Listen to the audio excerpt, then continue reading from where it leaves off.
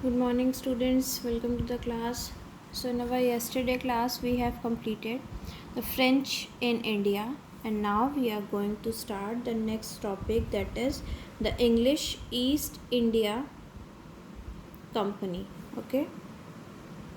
So, after the French, who came to India? English East. Okay. The English became the supreme naval power in Europe. What is the meaning of naval? Related to navy. Okay, military force at the ship. Naval power in Europe. After defeating the Spanish Armada in 1588. What is the meaning of Armada? Large group of armed ships that were fighting at the sea wars. Okay, they became anxious. So, what is the meaning of anxious? Worried to trade with the Asian countries. They organized a company to do the trade with the East. So, English became the supreme naval power. They defeated the Armada, the Spanish army in the ships, large army in the ships. Okay, in 1588, and now they were worried for the trade with the Asian countries. So they established a company in India. The name of their company was East India Company.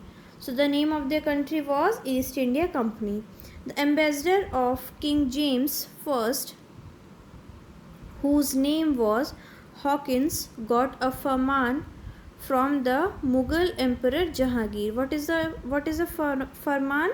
An official order from the Mughal Emperor Jahangir to open a factory at Surat in 1609.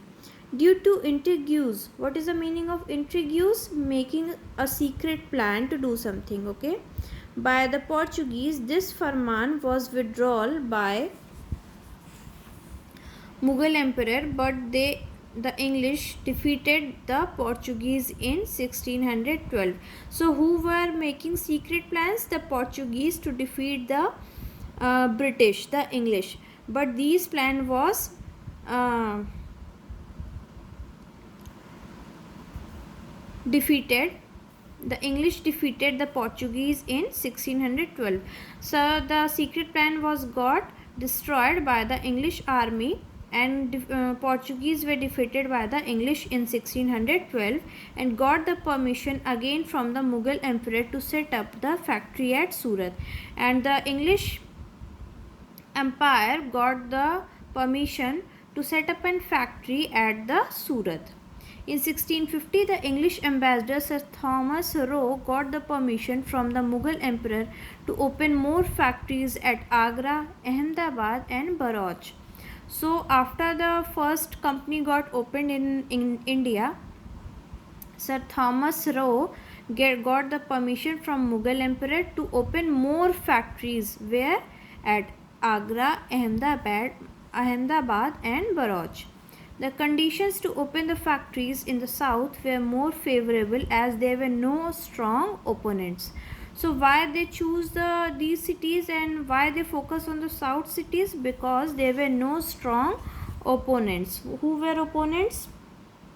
The competitor or the rival companies. Okay, to face. In 1639, the English East India Company established the city of Maharashtra on the piece of a land which they got from the Raja of Chandragiri on the eastern coast. A fort named Fort St. George was built around the factory. So around the factory they built a fort named St. George. Okay. Now in 1650 the company got the permission to carry the trade in Bengal also. Now the company got permission to trade with Bengal also. So they set up their factories at Hooghly and other places. Charles II, the King of England, got permission to the company in 1661 to issue coins, build forts, maintain army and to declare war or peace according to the circumstances. So who got these permission? Charles II, to issue coins, build forts, maintain army, etc.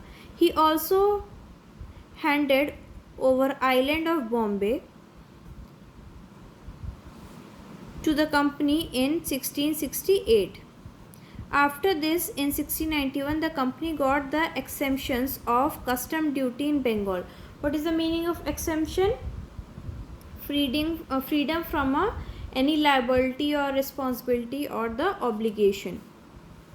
But it has to pay rupees 3000 a year in return of it. Okay, so the custom duty was in Bengal, so this was demolished, and but for the payment of 3000 a year in return of it. Okay, further in 1698 the company developed 3 villages into the cities of Bengal. They and built the Fort William around the factory. The city name to be known as Kolkata. By this time, the company became successful in eliminating the influences of its rival power in India and started to interfere in the political affairs of the provinces in India, as the Indian political conditions had also became weak.